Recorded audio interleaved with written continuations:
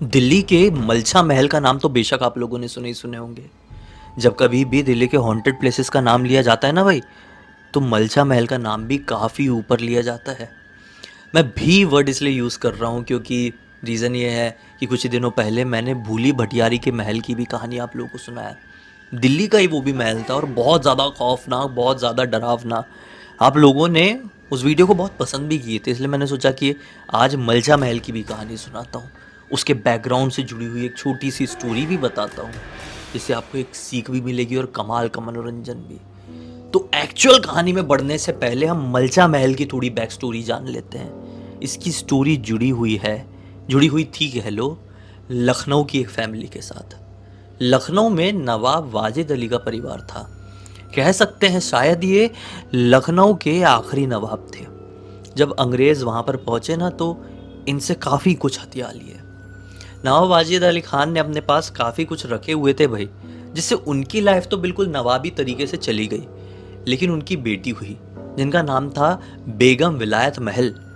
उनके टाइम आते तक इनके पास पैसे ज़्यादा बचे नहीं, पुश्तैनी प्रॉपर्टी बची नहीं, क्योंकि अंग्रेज़ों ने बहुत कुछ ले लिए थे।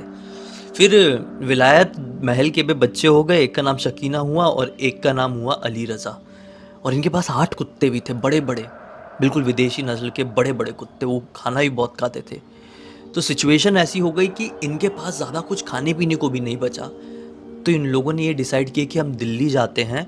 मतलब बेगम विलायत महल ने ये डिसाइड करी कि मैं अपने 8 कुत्तों और अपने दोनों बच्चों को लेकर दिल्ली पहुंचती हूँ। वहाँ पे हमारी एक पुश्तैनी प्रॉपर्टी है, वहाँ पे मैं रह लूँगी। सीन ये था, जिस पुश्तैनी प्रॉपर्टी के बारे में बात कर रही थी ना, ये एक रेलवे प्रॉपर्टी थी, जो कि अब पूरी तरीके से खंडर थी। उस खंडर के अंदर सिर्फ और सिर्फ चमगादड़ रहते थे, सांप, बिच्छू, कीड़े मकोड़े और कचरा रहता था। वहाँ पे कोई नहीं जाता था। वो बहुत स्पूकी वाइब देता था वो खंडर। ये दिल्ली पहुँच गए अपने कुत्तों और अपने बच्चों के साथ, और दिल्ली स्टेशन में धरने में बैठ गई 1970 के टाइम पे।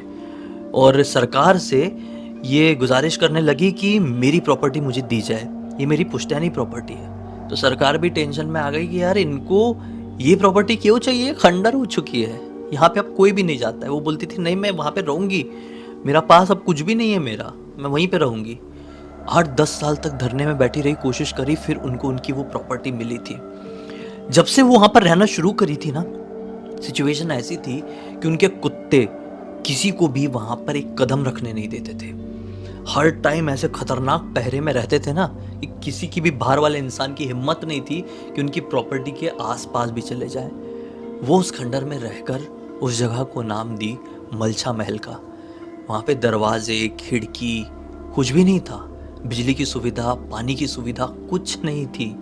लेकिन फिर भी वो अपने दोनों बच्चों यानी सकीना और अली रज़ा और अपने 8 कुत्तों के साथ वहाँ पर रह रही थी। बहुत वैसी कंडीशन थी, मतलब आप फोटोज़ देखिए, आप मतलब थोड़े शॉक्ड हो जाएंगे।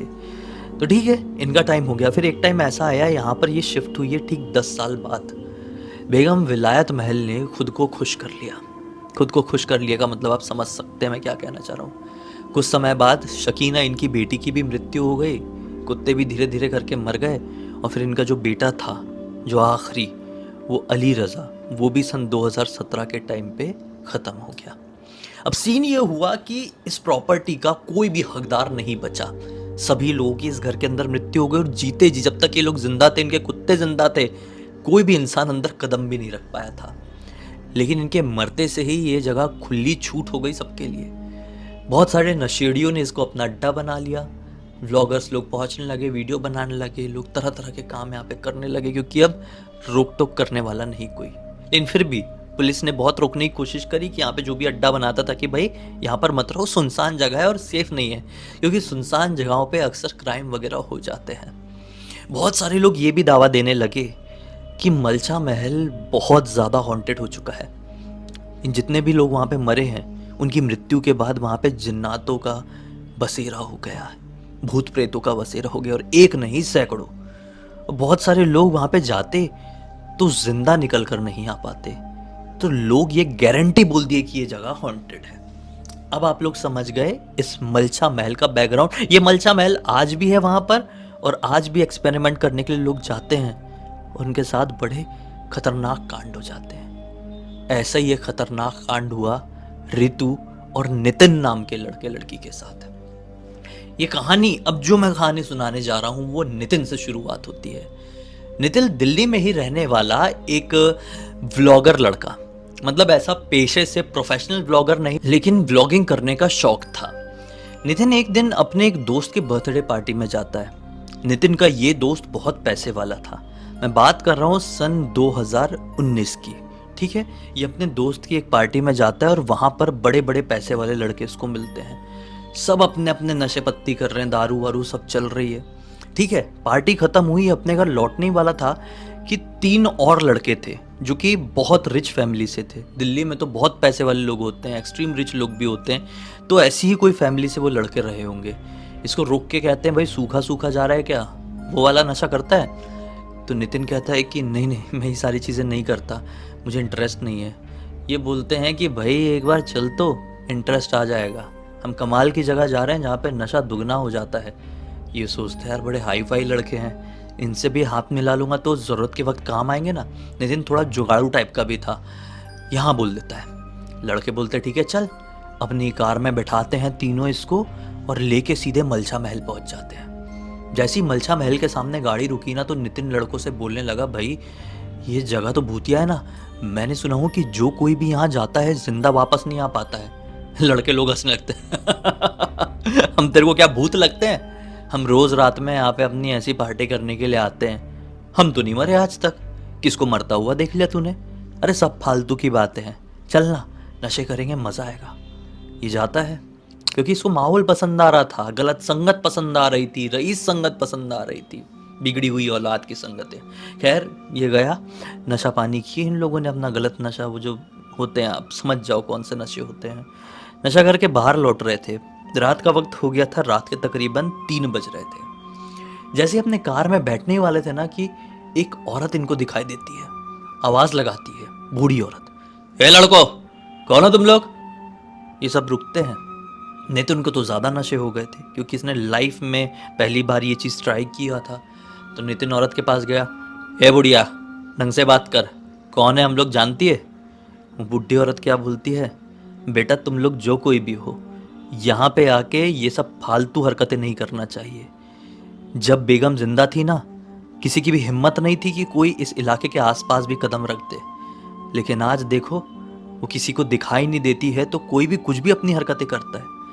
जिस दिन बेगम को गुस्सा आ गया ना, उस दिन देख लेना वो एक एक को चुन चुन के ख़त्म कर देगी और अपनी जान बचाने के लिए चिल्लाते रह जाओगे। नितिन बोलता है, अरे क्या बकवास कर रही है बुढ़िया, अपनी जुबान लगा रही है। ऐसा बोल के ना बुढ़ी औरत को धक्का दे देता है और बुढ़ी औरत गिर जाती है। नितिन को रोकते हैं ये रईस घर के लड़के, अरे अरे आजा, ऐसे बहुत लोग मिलते अपन को, सबको मुंह थोड़ी लगाते, चल बैठ गाड़ी में। सब लोग बैठते हैं, निकलने लगते हैं। वो बुढ़ी औरत पड़े पड़े ना सिर्फ नितिन को घूर रही थी, ऐसी नज़रों से घूर रही थी कि एक बार मौका मिल जाए बेटा, तेरे को तो यहीं पे कच्चा चबा के ख़त्म कर दूंगी। नितिन भी घूरता रहा और अपने कार से थूकने की एक्टिंग किया है और कार आगे निकल गई। वो औरत भी वहीं पर पड़े पड़े घूरती रही। अब इस घटना के ठीक 2 दिन बाद नितिन को उसकी एक गर्लफ्रेंड का फ़ोन आता है जो कि रितु नाम की थी और मुंबई में रहती थी। पेशे से एक राइटर, स्ट्रगलिंग राइटर, मुंबई में फिल्म इंडस्ट्री में काम करने आई हुई थी, उसको राइटर बनना था। उसका फ़ोन आता है और रितु डायरेक्टली नितिन से ये कहती, नितिन मैंने मलछा महल के बारे में बहुत सुनी हुई हूँ, मैं एक फ़िल्म लिख रही हूँ जो कि मलछा महल के ऊपर है, अगर तुम चाहो तो हम वहाँ पर चल सकते हैं। मैं रियल वहाँ पर जाकर एक्सपीरियंस करना चाहती हूँ, जो कुछ भी हो मैं अपने किताब में लिखना चाहती हूँ, जिससे मेरी फिल्म बहुत ही कमाल की बने और मुझे कोई एक आध अवार्ड वगैरह मिल जाए, आगे और भी काम मिलेगा। नितिन क्या बोलता है, अरे तुम फालतू बात कर रही हो रितु, मैं 2 दिन पहले वहाँ से होके आया हूँ, वहाँ पे कोई भूत वूत नहीं है, सब फालतू बातें करते हैं। वहाँ पे नशेड़ी लोग नशा पत्ती करने जाते आते रहते हैं यार, वहाँ पे कुछ भी करते हैं लोग, पागल लोग घूमते हैं वहाँ पे, कुछ नहीं है भूत वूत। रितु जिद करती है, रितु बोलती है प्लीज़ मैं लाइफ में तुमसे पहली बार कुछ मांगी हूँ, और वो भी सिर्फ इतना कि मैं एक रात तुम्हारे साथ उस महल में स्पेंड करना चाहती हूँ। मेरे फ्यूचर, मेरे करियर का सवाल है, चल लो ना, मैं कुछ अच्छा लिख पाऊंगी उस वजह से। नितिन कहता है ठीक है आ जाओ, बोलती परसों आ रही हूँ। ठीक है, वो फ्लाइट पकड़ के दिल्ली पहुंच गई और ये लोग ठीक रात के 12 बजे मलछा महल पहुंच गए। नितिन के पास एक कार भी थी, एक सिंपल सी कार। अपनी कार बाहर खड़ी किए, बैग रखे हुए थे और डिसाइड किए थे कि ये अंदर जाके बहुत सारी हरकतें करेंगे जिससे भूतिया एंटिटी इनसे अट्रैक्ट हो, इनके ऊपर नाराज हो और फिर अपने होने का एहसास दिलाए। और जो भी एक्सपीरियंस मिले ऋतु अपने उसमें स्क्रिप्ट में उस चीज़ को उतार दे। हमने बैग में सारा सामान रख के आए हुए थे भूत प्रेतों को छेड़ने का। मलछा महल में घुसे हैं। ऋतु ने बोली कि तुम अपना कैमरा स्टार्ट करो और सब कुछ रिकॉर्ड करते रहो, जो कुछ भी रिकॉर्ड हो। तुम अपने व्लॉग में भी इसको डाल सकते हो, अच्छे व्यूज़ मिलेंगे। ये बोलता है हाँ यार, मैंने बहुत सारे व्लॉगर्स के वीडियो देखा हूँ, मलछा महल में आके पूरी रात स्पेंड करते हैं और ढेर सारे व्यूज़ कमाते हैं। आज तुम्हारे कारण तो मेरी भी चांदी चांदी हो जाएगी। ये लोग पहुँच गए और ये अपना कैमरा निकाल के रिकॉर्ड करने लगा। ऋतु ने बोली चटाई अटाई बिछाओ, बैठते हैं। ये लोग बैठे हैं। अब ऋतु ने बोली कि देखो, हमको यहाँ पे 5-10 मिनट ऐसे बिताना था, हमने बिता लिए। अब यहाँ पे जो अपन खाना खाने की चीज़ लेके आए थे, नॉनवेज चिकन, वो खोलो। नॉनवेज खाने से भूतिया एंटिटी बहुत ज़्यादा अट्रैक्ट होती है और ये तो भूतिया जगह है, पक्का कुछ ना कुछ अट्रैक्ट होके हमारे पास आएगा। नितिन ने बोला अच्छा आइडिया है, रुको। अपना कैमरा चालू रखे रखे उसने अपना बैग खोला, खाने का डब्बा निकाला है जिसमें इन लोगों ने भर भर के नॉनवेज लाए हुए थे, ये डिसाइड करके कि हम यहाँ पर बैठ के खाएंगे। जैसे ही उसने ये डब्बा खोला, अरे बाप रे ये क्या है, कैमरे में रिकॉर्ड हुआ लिटरली। वो नॉनवेज वाले डब्बे में ना सिर्फ और सिर्फ ऐसे रेंगते हुए सड़े सड़े गंदे गंदे कीड़े, बिच्छू, पता नहीं क्या क्या थे। एकदम सड़ा हुआ और बहुत गंदी स्मेल आ रही थी। ये बहुत घबरा गया और देख के एकदम फेंक दिया। इसका ये फेंकना हुआ ही है कि ढेर सारे चमगादड़ों की आवाज़ सुनाई देने लगी जो लगातार उड़ रहे हैं और चिल्ला रहे हैं। चमगादड़ उड़ते हुए कैसे चिल्लाते हैं वैसे चिल्ला रहे हैं। ये अपने कैमरा का फ्लैश लाइट के साथ इधर उधर देखने लगा कि चमगादड़ है कहाँ, लेकिन ये सिर्फ आवाज़ आ रही है, लेकिन दिखाई नहीं दे रहे हैं। दूर दूर तक देख रहे हैं। महल उतना बड़ा नहीं है, जहाँ पर ये बैठे हुए थे वहाँ से चारों तरफ का व्यूज़ देख सकते थे। बहुत सारे चमगादड़ों की आवाज़ आ रही थी लेकिन एक भी दिखाई नहीं दे रहा था। इनका दिमाग फिर गया। अचानक से ये चमगादड़ों की तरफ ध्यान दे रहे हैं, हंसने की आवाज़ है कि हंसते हुए कोई इनके जस्ट पीछे से भाग के गया। कोई घुंघरू पहना हुआ है। ये पलट कर देखे कौन है यहाँ पर, लेकिन पीछे से किसी का भी कोई रिस्पॉन्स नहीं आया।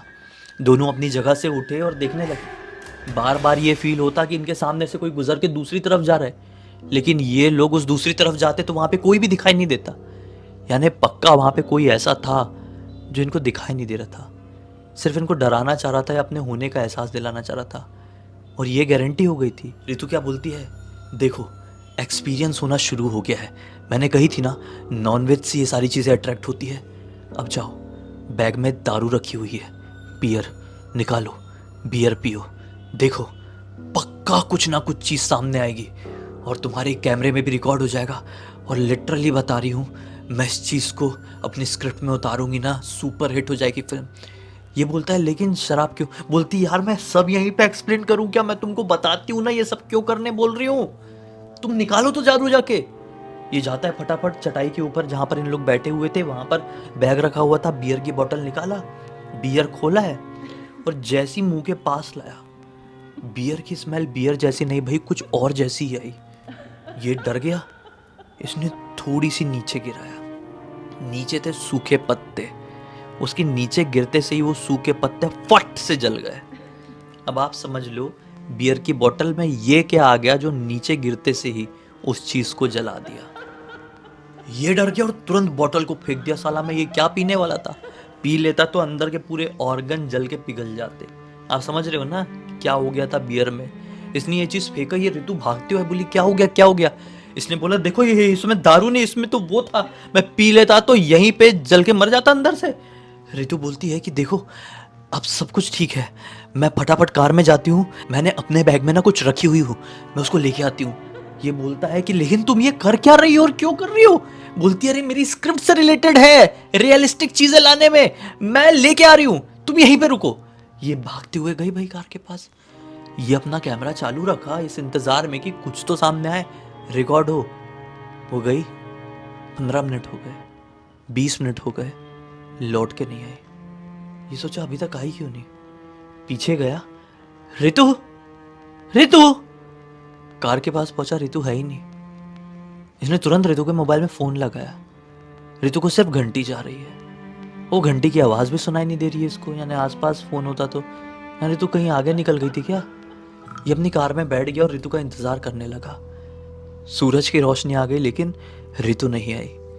ये सोचा कि कुछ कांड हो गया, रितु के साथ कुछ खतरनाक कांड हो गया इस जगह में, इस भूतिया जगह में। मैं पुलिस स्टेशन जाता हूँ। वो अपनी गाड़ी सीधे घुमा के पुलिस स्टेशन के सामने जाके रोका ही है, किसके मोबाइल में घंटी बजती है, टरिंग टरिंग। रितु का फोन, टिंग। हाँ रितु, कहाँ हो तुम? अरे क्या, कहाँ पे हो? घर पे हो अपने?